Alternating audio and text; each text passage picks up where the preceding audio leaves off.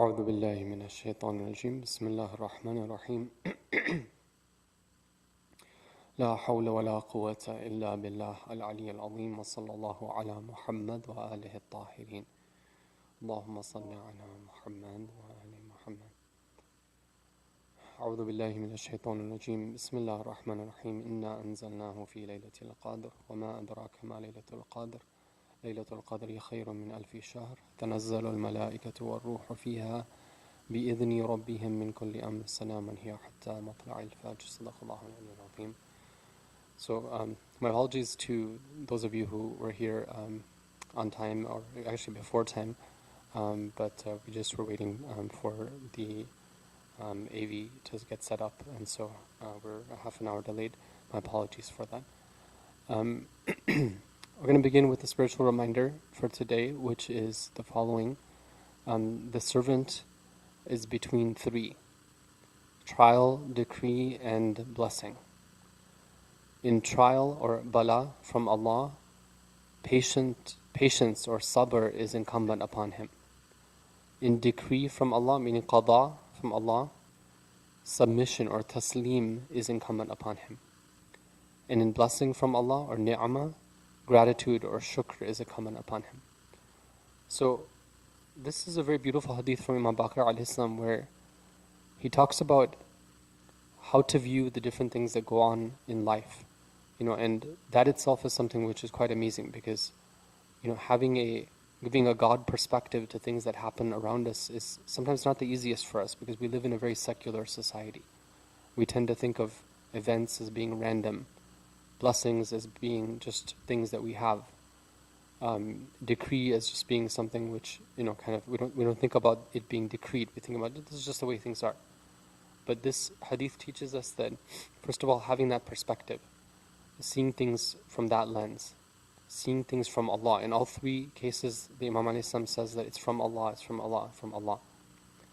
And on a practical level, usually people, when they look at themselves, right, they might find that they need more of one or more of these, meaning that it might be the case that, for example, somebody is really good at being grateful to God, but they need more submission, they need more patience.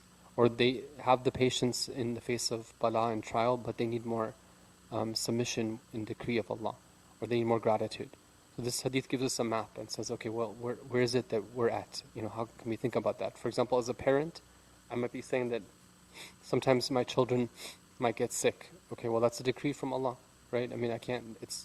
I wasn't. Obviously, we're praying for their good health, but it happens. So now that it happened, okay, how do I deal with it? Do I complain? Do I get frustrated? Right? It can be very difficult. It can be one of the hardest challenges for a parent when their child is sick. Or do I submit and say, okay, this is a decree of Allah, right? There's some khair in it. Now I need to deal with it.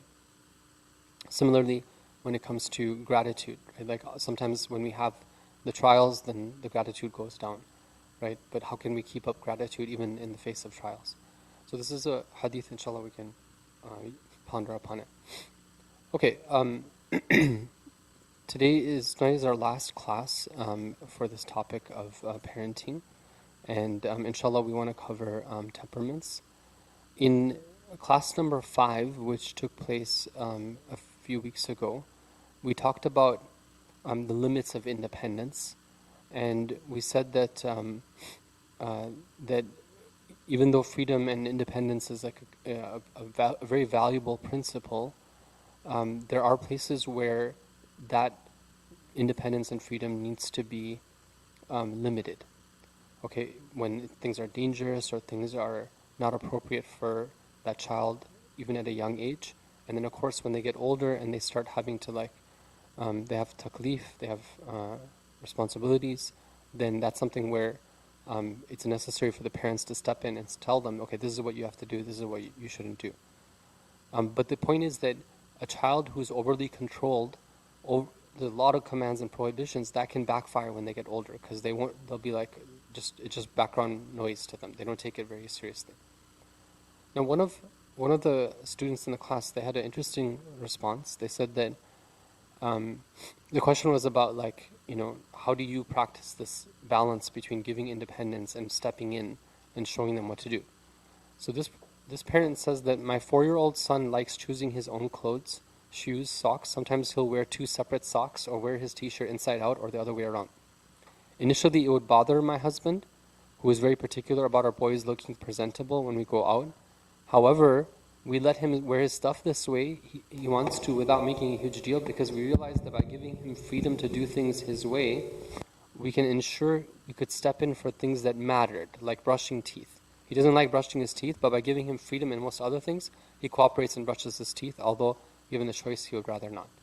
So the parents are like, okay, well, that's an area where we can't give independence in, right? Like there's too much there, too much at stake, right? So we do really need our child to like brush their teeth, right? Not going to take it easy on this one, but we're going to compromise on other things, right? Which maybe we would prefer that the child would wear matching socks, not mismatched socks, but hey, like we got to pick our battles, okay?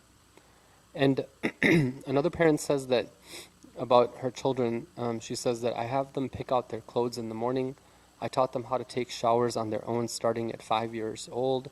I have them bring me their laundry to the washing machine. If they want, they can put the laundry in the machine and turn it on with my guidance. The only time I interfere is when I see that they genuinely cannot do a task after many trials. So this parent is saying that like they've tried this, like they tried the clothing thing, they tried giving a shower, like having the child take their own shower, and it works. Like they're seeing that at the end, she says that I can see that independence really gives him a sense of pride and spark in his eyes. Okay, in class number 6, we talked about enjoining good and forbidding evil. We went through that example of that girl who started listening to haram music, and how the parents could take a proper approach. And then we also started talking about temperaments, and that's what I really want to focus on today. I want to make the discussion pretty practical, inshallah. We said that temperaments is something that's been around for the longest of times, like in human history, like Hippocrates, Galen, and then Islamic scholars like Ibn Sina. They really went and developed like the theory of temperaments. During the time of our imams, alayhimus salam, we know that it was common practice, it was common understanding that people fell into one of 4 different temperaments, and we have some hadith which indicates this as well, that the imams alayhimus salam would talk about like the 4 natures of human beings, and making sure to eat food accordingly, because like, for health it was something that was well accepted. And we said that there's a lot of places where knowing temperaments can help as a parent when we understand our temperament and we understand our child's temperament. And we said that temperament is not the be-all and end-all. Like it's not something which is like going to predetermine the way somebody is going to be. Like there's something called a shakila, a character, which is a Quranic terminology, which develops out of not just somebody's born temperament, but it's a combination of their temperament and then a lot of other factors as well. So for example, let's say there's somebody who has a certain temperament that's very strong in some areas, but then through parenting, through having good role models, right, they become more balanced. So their shakila, their actual acquired character is going to be, it's not going to have like that sharpness to it that it otherwise would have. But having said that, there is something called a taba, or a mizaj, right? A type of character or temperament, which is something that a child receives, and it's something which is God's plan for human beings. Okay, so today we're going to inshallah talk about what those are and how to determine what yours is, and how to diagnose a child's temperament, and then what's most important for the students of this class is how do we parent that, right? When we know that, how does it help us? And this is where really there's a lot of value add in knowing this. When you know your child's temperament, then you can parent accordingly. And we said that temperaments exist in different aspects of life, and it's something that we actually intuitively already know about, but sometimes we haven't recognized. Every human being goes through 4 life stages, typically, right? Like it's like a springtime of their life, which is when they're young. Then there's like a summer, and then there's like a middle age, where now they're starting to like slow down, right? They're getting a little bit more reserved, right? A little bit less energy, and then finally, when they enter into their latter years, that's like a winter or a phlegmatic age, and it's otherwise known as old age. And this is part of like life stages. It doesn't matter what temperament that individual has for themselves, right? When they're at these different stages, they're going to be going through these different, like, age temperaments. Okay, and so like, let's say you have a child who's like 5 years old and they're very active, right? That partly could be because of their temperament. It could be also because of just their young age, right? I mean, this is the age for them to be very, very active. Okay, and there's in the 4 elements that are present in different systems of metaphysics, right? And physics, there's these 4 elements. Each one of them have temperaments as well. Air, fire, water, earth.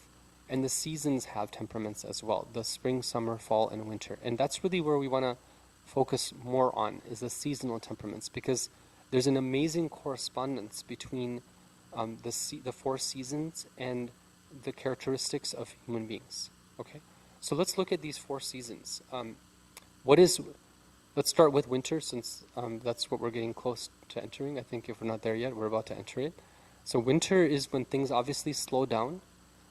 If you look at trees, what do trees do in winter, right? They're conserving all the energy that they have. They're not dead, but it takes a lot to get life out of a tree, like in wintertime. Okay? They're conserving what they have. And winter is a time when things are chilled, right? They're colder. Winter is also a time where, when snow falls, right? I have some people here from Minnesota. They know that well, right? So when snow falls, then it buries everything underneath it too, right? It's very good at covering up everything. Like the whole land can look like it's just untouched, right? Because it's all covered up underneath that snow, right? And when I learned about the temperaments, right? What I was taught was that the more intuitively we can understand the seasons, the more intuitively we can understand human beings. Meaning that you can be there and memorize a list of all the characteristics of each season, right? Which is a way of doing this, or you can go and really intuitively understand, like, what is it that's really different about winter and spring and summer and fall. So that's what I'm trying to encourage here. Now in springtime, if you think about like what is the experience of spring, like when the weather changes from winter to spring, suddenly it gets a lot brighter. Suddenly, like, it comes to life, right? There's a lot more life. There's a lot more color, right? There's a lot more noise. Before things were quiet, now things are loud. The birds seem to chirp loud in the springtime. And spring is something that can be seen everywhere, right? Everyone knows that spring has come because wherever you look, you can see signs of it, right? Fall, actually summer. Let's talk about summer. Summer is continuation of like that heat, but now the heat is more than just like something which comes and it's pleasant. Typically it'll be something that it becomes even unpleasant at times, right? It can be hot, it can be searing, it can be dominating. And fall is a time where things are very they're very variable in fall. Sometimes it's hot, sometimes it's cold. There's a lot of colors in fall, right? And things sometimes change color very rapidly. In fall, there's a lot of preparation going on for winter, right? If you think about what animals do during the fall time, they're storing away food. They're very busy during this time. Like they have a very precise, routine that they follow. Maybe in spring they would be seen as like kind of lounging around, being lazy. In summertime, they're just sleeping. But in fall, they're busy. They have some tasks to do. And in fall, you see that whether it be the trees or the animals, they are storing away what they can in preparation for the winter instead of giving it out. Fall is not a time where you get a lot, right?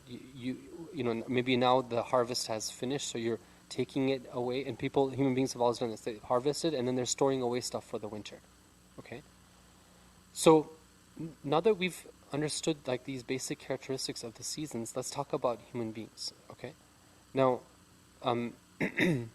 human beings, according to temperament theory, they have temperaments as well.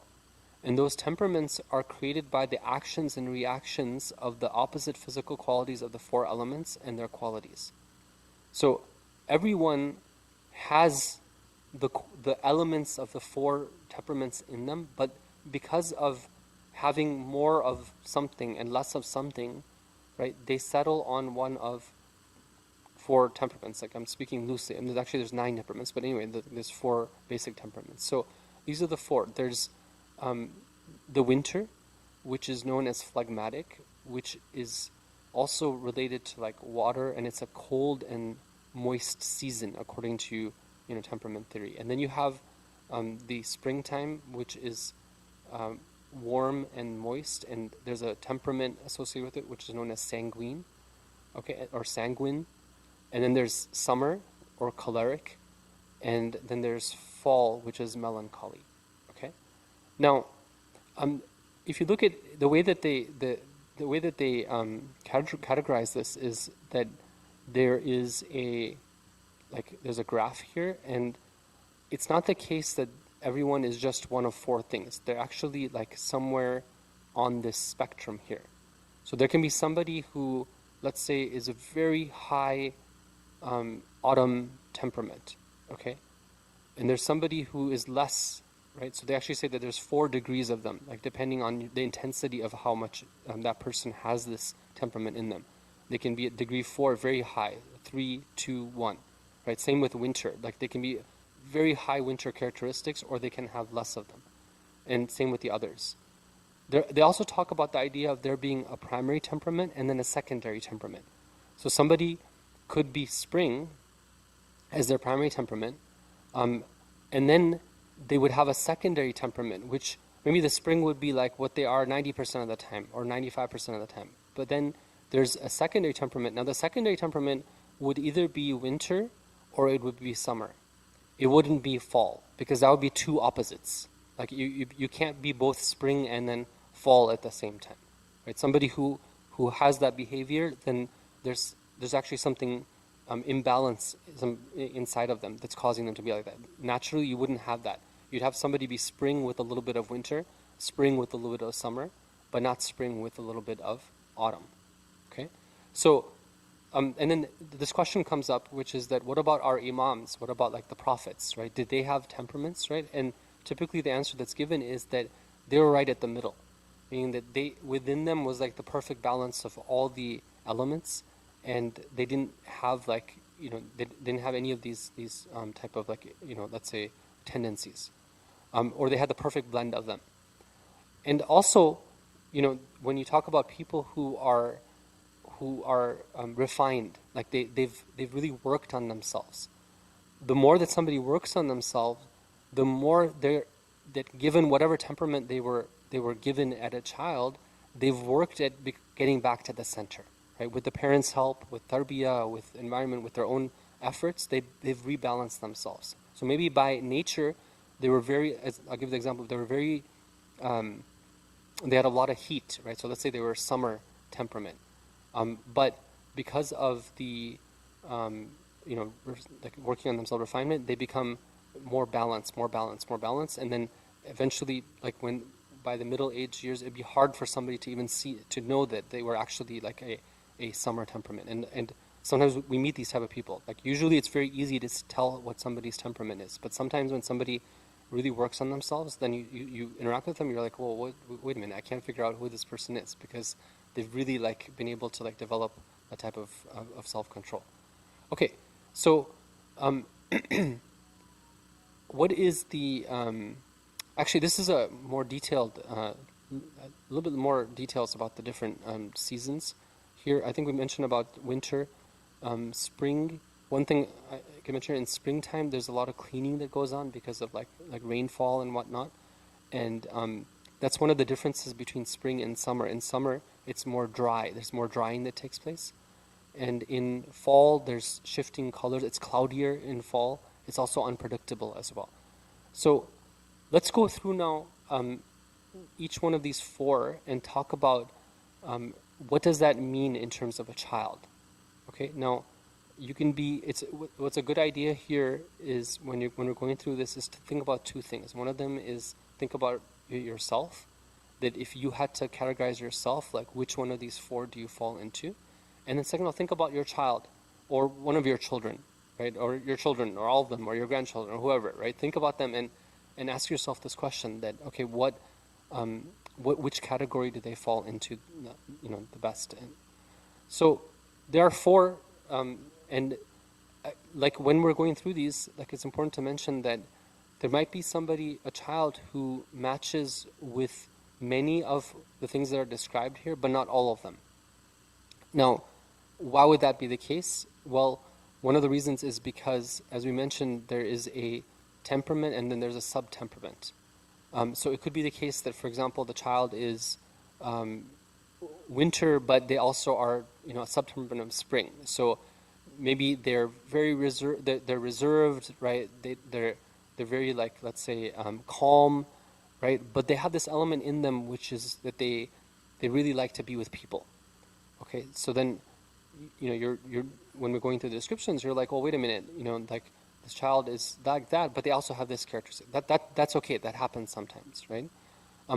Also, like, this is not a precise science. So sometimes you might have, 9 out of 10 things like match up, but then there's like one thing that doesn't match up, and that's okay. That that's the way that God makes things, makes people.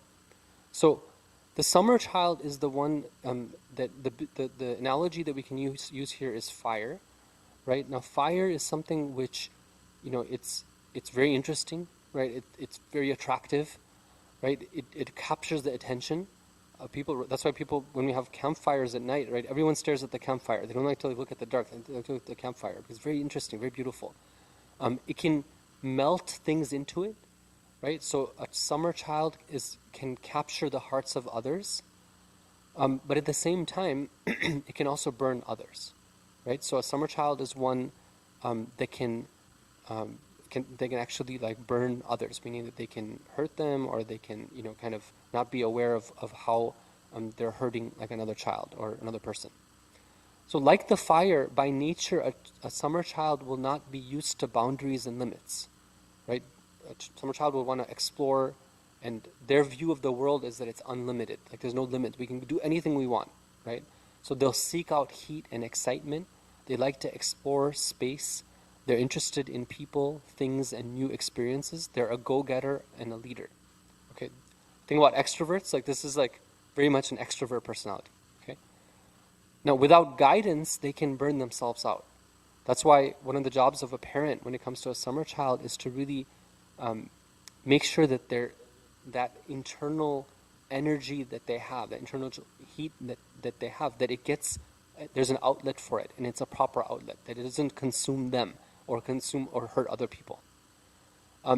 Now, they tend to feel because they have so much, right, so much passion, so much energy, they tend to feel overwhelmed, scattered, lost, and anxious, and this is where parents need to step in and really be there for them. They communicate through inspiration. They need emotion and inspiration in order to feel motivated to carry out tasks. So this is something which is really important, that if you have a summer child, it might be the case that you're used to doing tasks because it's the right thing to do, right? And so you're just like, okay, I have to wake up in the morning, I have to do A, B, C, right? It's just, you're a very routine person. But a summer child isn't like that. They have a lot of energy, but they need inspiration. They need emotional reasons for why they have to do something. So that's where a parent will need to like be thinking about this. How can they get a child excited about something? How can they get them passionate about something?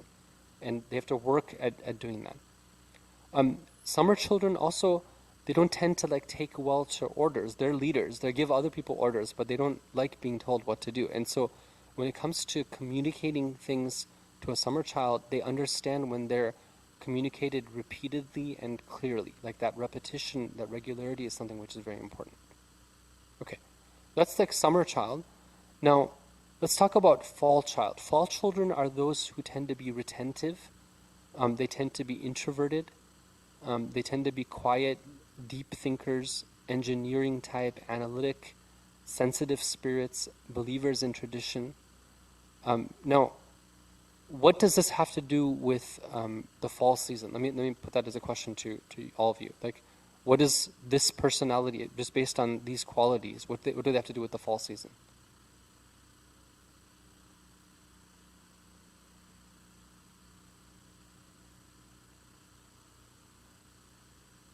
Anybody? Inatullah?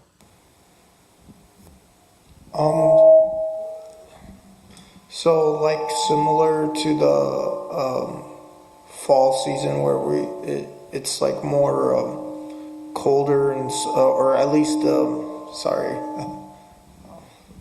let me try. I think if you come on this side, sorry. Okay. Okay. So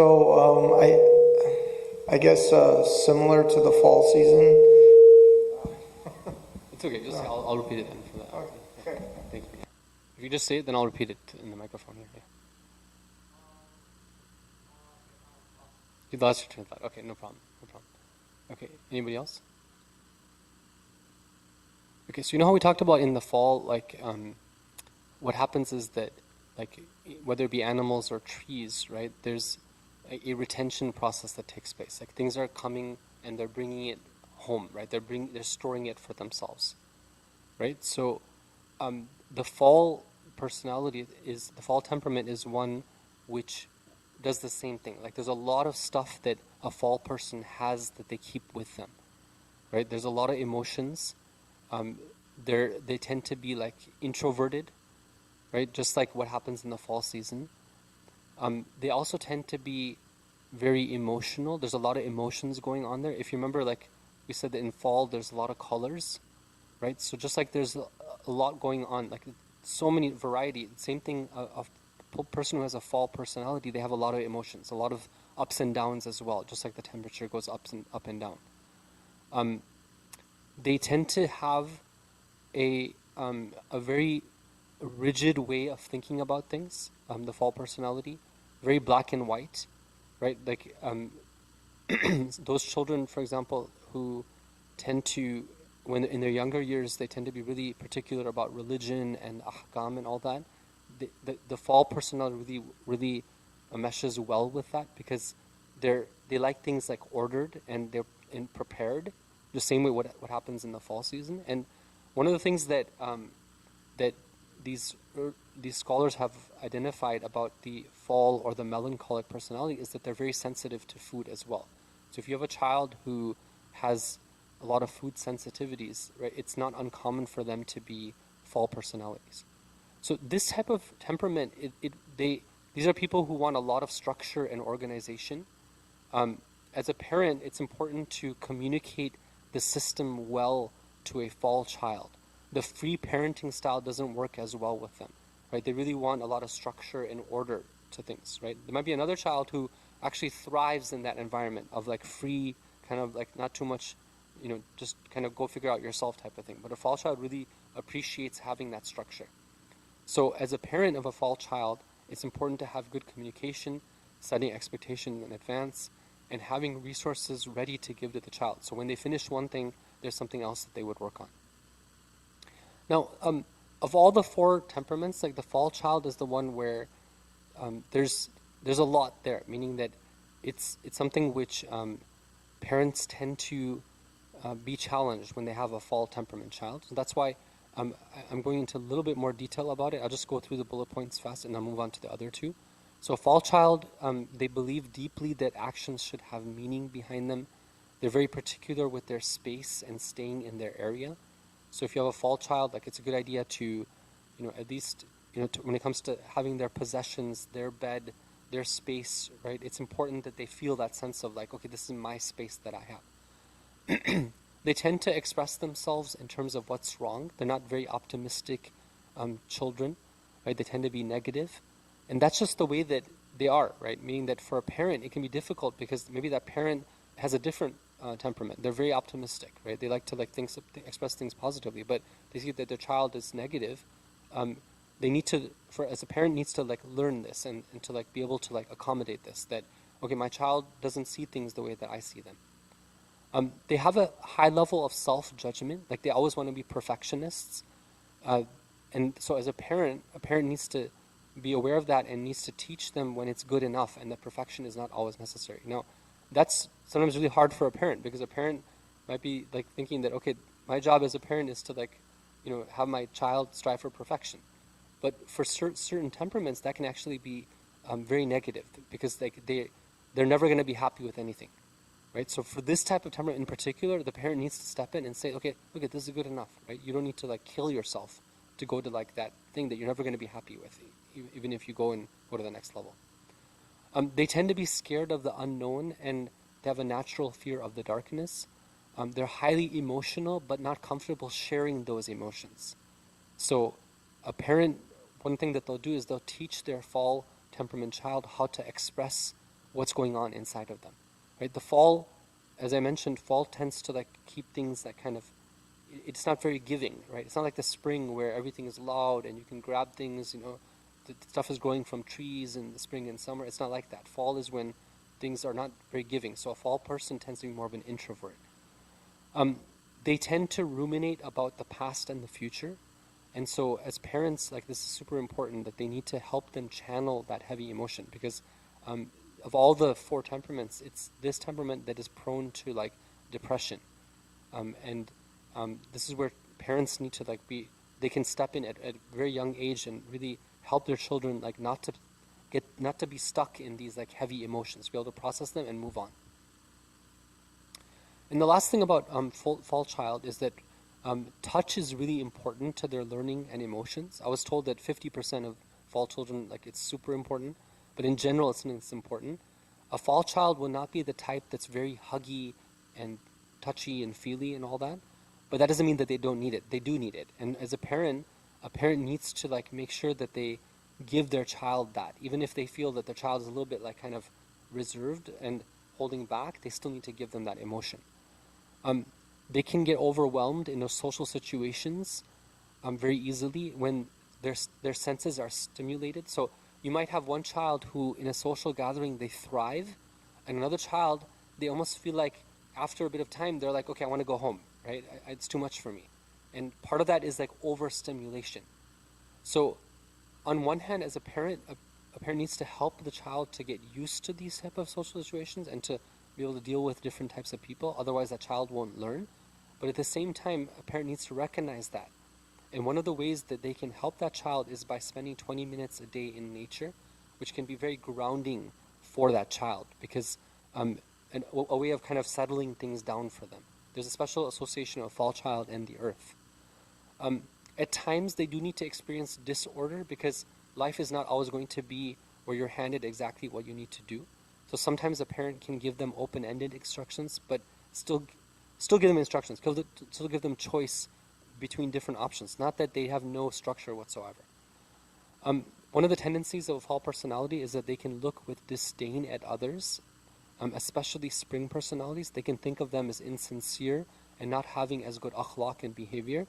So that's where parents really need to come in and teach their fall children that that you might look at somebody who's less organized than you, or they're not as analytic as you, or you feel like that they're insincere, but that doesn't mean that you're better than they are. Now, fall children tend to assume that other people are exactly like them. They're not naturally clued into how people are very different, and they like to think of everyone as black and white, like this is the way it is. So this is where, as a parent, right, sometimes the child assumes that you understand what's going on with them, but you don't. It's important as a parent, rather than getting into like a escalated type of fight, you ask them and you say that, okay, look, I don't understand exactly what you're saying. Can you clarify for me? So they get used to this idea that not everyone can understand them. They don't understand everyone else either. They need to eat. This is what we're told, that like fall children need to eat every 2 hours or they become argumentative. And so like this thing of like waiting for meal times and like in that type of thing approach, like with fall children, that doesn't tend to work well. They need to, like, even if it's like a small snack or whatever, they need that. And finally, they may seem very confident because they're very good at what they do, but they actually need a lot of reassurance. They don't have a strong, like on the outside they might appear strong, but on the inside they're not very strong. So a fall child needs constant reassurance that no, you're special, you're wonderful, God created you in a way that you're very special. You're special to me. I love you, right? These things, like a fall child actually needs this reassurance. Okay, we're going to go through 2 more, which is the spring child and then the winter child. So the spring child is a child who is a warmer temperament, just like summer.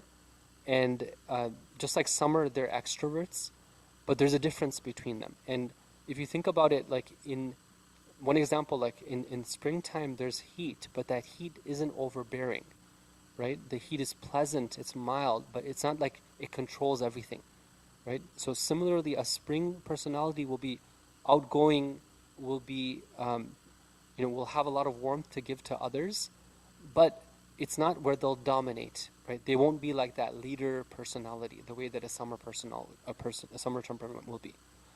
Spring children, actually, they thrive in making people happy, and they adapt well to different personalities. Unlike, let's say, fall temperaments, right? They're used to the way thinking, not out of the box. Now that can sometimes go too far because they would bend over backwards to make people happy, and sometimes spring people are those who lack like solid principles, right? So that's one of the job of parents is to train them that like look, there are times where it's not good to make people happy, like just to it's not good to bend over backwards to make them pleased. You have to have your principles. You have to learn how to say no, and even if you say no, you'll still be loved. The spring child, it tends to be all over the place, and they sometimes have trouble focusing on any one given task, and sometimes they're misdiagnosed as having like ADD or ADHD because like the parents think that, oh, my child there's something wrong. They're not like me. Like they don't just sit down and like work through a task like that. But that can just be their temperament, right? That they're trying to do a million things at once. They start things but they don't finish them, right? They can very much overwhelm themselves, and they can burn out quickly as well. And this is where parents need to step in and make sure that they're not burning themselves out. Another thing about spring children and even summer children is that because of their need for socializing, they can often be tired with just having like the same circle. And as parents, like parents might need to facilitate them meeting people outside of like just like a small group of people. And it's better if parents can do that and they create that outlet rather than that child doing it on their own when they become teenagers, because at that time the parents won't have that much say in who they become friends with. They also thrive, even though they themselves are not naturally like very organized, they tend to be all over the place, but when they are given a prepared environment that's organized, it matches well with them. So that gives them an external balance for what internally they tend to lack. And then the winter child is the fourth of the temperaments that we want to cover here.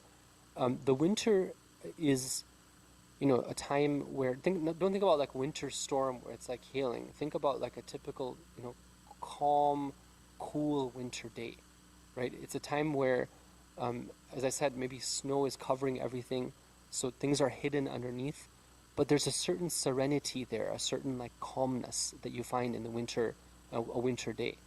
So similarly, that winter temperament is one which is like they use the word stoic, calm, reserved, comforting for others. Like people find that winter and spring temperaments are the easiest and to be with, the easiest to get along with, and the ones that they want to spend the most time with, because springs are very like exciting. They're very like a lot of life. Winter is more reserved, but they have this type of like calmness that they give to others, right? In the way they are. So people like to go there just to be calmed. While autumn or spring might get overwhelmed because of whatever's going on, winter in times of conflict can be like just okay, like I'm cool, right? That can help them manage the difficulties of life and the extreme things that they see, right? Because they don't get overly like worked up about anything. Right? Whereas, like, let's say a fall child, in times of conflict, they can get super worried. They can get anxious. They can get, they can be just dwelling on the past. Whereas a winter child won't be like that. They'll be like cool. Okay, now a winter child won't naturally take initiative. They can be pushed gently out of their comfort zone, but it takes a lot to have a winter child do something out of the ordinary, something new, right? Try something that they're not used to, and that's where parents. They need to work with their winter child and really be gently prodding them out of their comfort zone. Otherwise, they'll just settle there. And really challenging them to try new things, really encouraging them without pushing them too much. They tend to follow tradition. They have a strong sense of fairness as well. Like they're very, very particular about like things being fair, right? And they don't like to lie, but they might hide things in order to not disappoint an adult. Now, one thing about a winter child is that in modern society doesn't tend to praise winter personalities. They think of them as people who are too slow. They're kind of like they take too long on tests, so they don't tend to get the highest results. They're not the quickest on their feet, right? So sometimes like they're thought of as like being like kind of inferior, whatever reason. Whereas like actually like winters have a lot to offer, right? They bring a lot of stability. They bring a lot of calmness, right? When they do master something, they rarely need to be taught it multiple times. Whereas like a fall temperament, they can quickly get something, but then they have to learn. It's not like necessarily like it settles in. But for a winter personality, when they get it, it's there for them. They don't need as much revision later on. So there's a lot that they can offer. But in the modern society, sometimes they're seen out of place. And as Muslim parents, especially, like, we need to be careful about this, because in Muslim communities, oftentimes, like, parents, like, they want their children to be like, leaders. We want them to be like public speakers. We want them to be extroverts. We want them to be like, like really like kind of outgoing and all these things. And let's say their child by temperament is different. They're a calmer type. They're a quieter type. They don't want to be in the forefront. They don't enjoy being in the limelight. That's okay.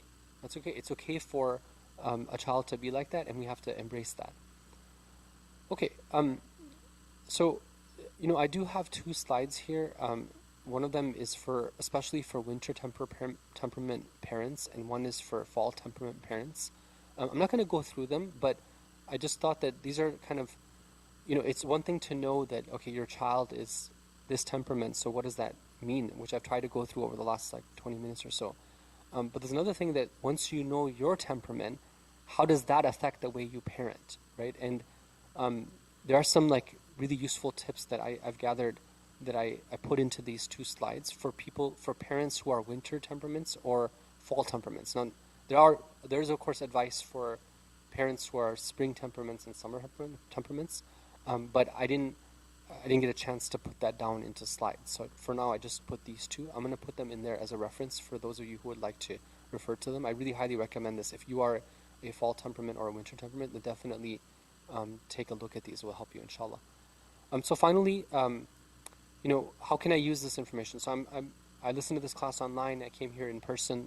So what do I do next? Okay, so first of all, when we study these types of things, one of the things it should help us do is to appreciate the diversity by which God creates human beings, right? Like Allah creates human beings to work together, right? To be part of the same society. And there's a reason why He creates us differently, because if we're all the same, then we wouldn't complement each other that well.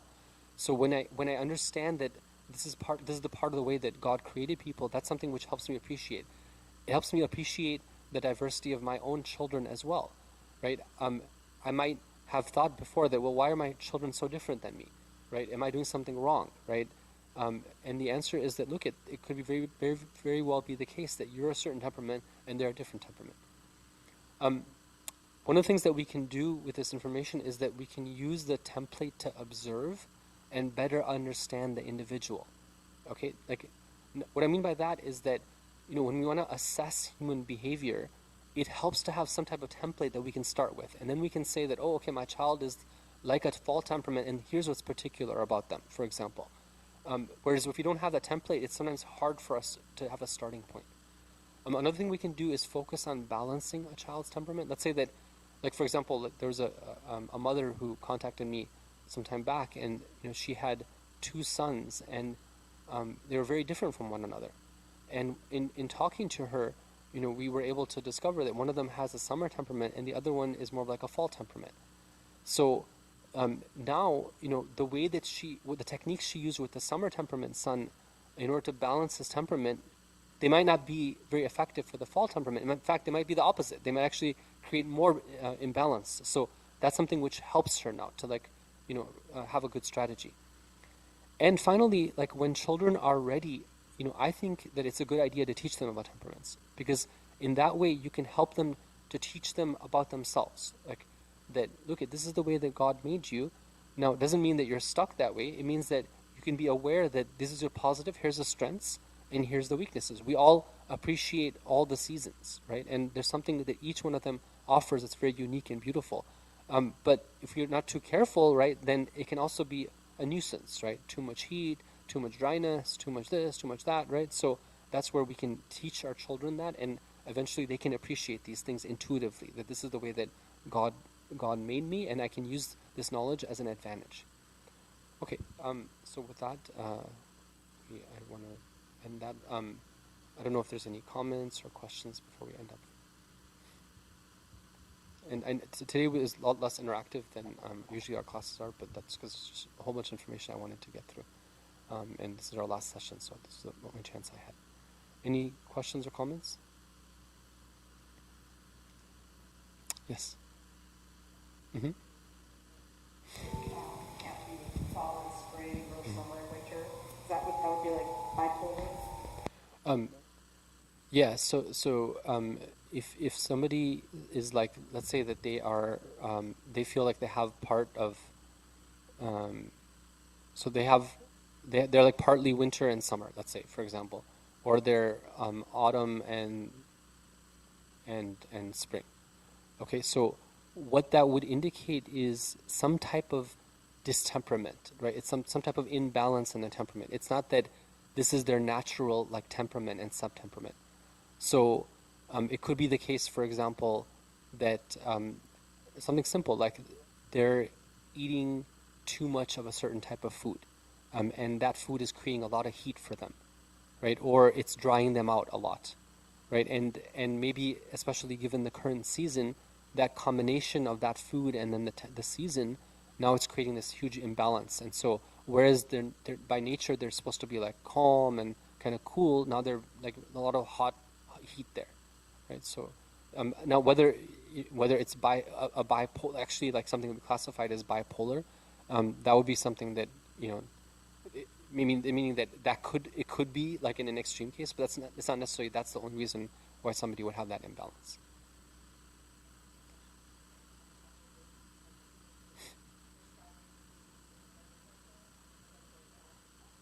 So what the scholars who have written about temperaments, what they say is that the Ahlul Bayt and the Prophets, alayhimus salam, that they were at the middle here. Okay, but for normal human beings, they do have a nature. They do have a nature which is one of these four. Okay, now again, it can be different degrees of that, but through like balancing their physical, like eating well, you know, sleeping well, you know, exercise and whatnot, and through working on their spirit and their soul, through like teachings of akhlaq and the spiritual teachings of Islam, they can move closer and closer to the middle. So even though that they have that natural disposition, they're able to become more balanced in that sense. Yeah.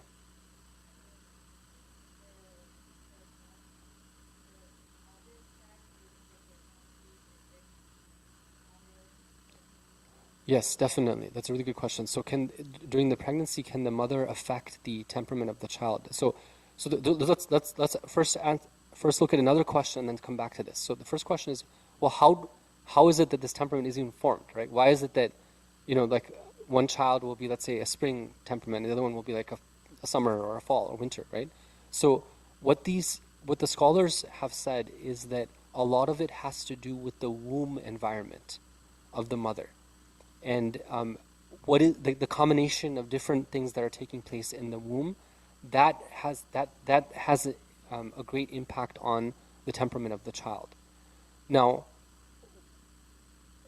whatever temperament that child's going to be, as I said, there's different degrees at which they can be at. 4, 3, 2, 1. Right? So what the mother does in the womb and also in the early childhood, the experiences the child has, that can also affect the degree and intensity of the temperament that they have.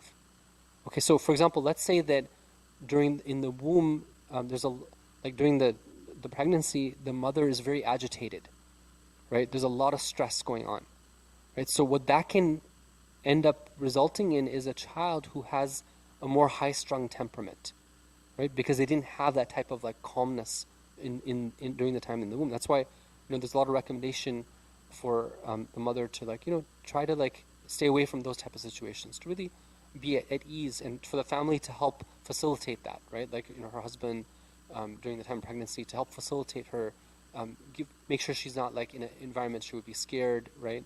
And even in terms of the food that she eats, keep it moderate, not having too much of, let's say very spicy food, or very this type of sour food, right? Even though there might be that strong craving for it, right? That can affect the temperament. And then especially in the first 5 to 7 years, they say that the different experiences a child goes through, that helps them settle into a temperament. So there might be a child who, during the course of this first 7 years, they start out, let's say, at a high summer, but throughout the course of this, they settle more on a spring, right? Because because of the type of tarbiyah that they were given, or the environment they were in, so it becomes less hot. They lose some of that heat. They take on more of what they say the moisture, and they become more towards a spring temperament.